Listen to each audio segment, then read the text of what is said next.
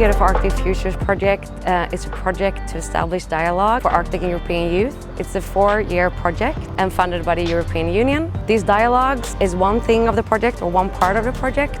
It's taking place every year, every other year in Brussels and every other year in an Arctic city. Besides this, we're also working with capacity building for European Arctic youth in order to empower them to continue the journey towards a sustainable Arctic future.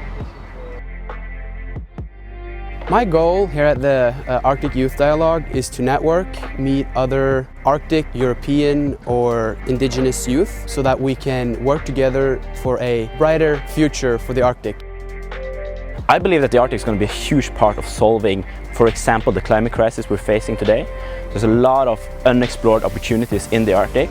There's a lot of possible solutions for the future of Europe and the world in the Arctic. And if we are able to invest in those opportunities, if we are able to keep young leaders in the Arctic, if we are able to create those opportunities in the Arctic, I think it can be a huge part of spearheading the solution of the climate crisis. European youth and just Europeans in general really need to listen to Arctic youth because what we've talked about a lot here at the Arctic Youth Dialogue is the need for communities to determine themselves and to be able to rule themselves, because communities know what's best for them and we should trust them in that aspect.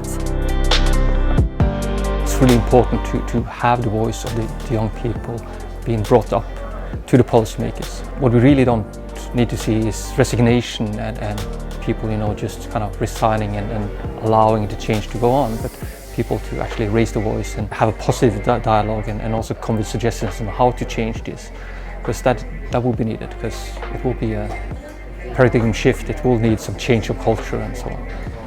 I think these conversations between policymakers and young people are very important. They have to be continuous dialogue.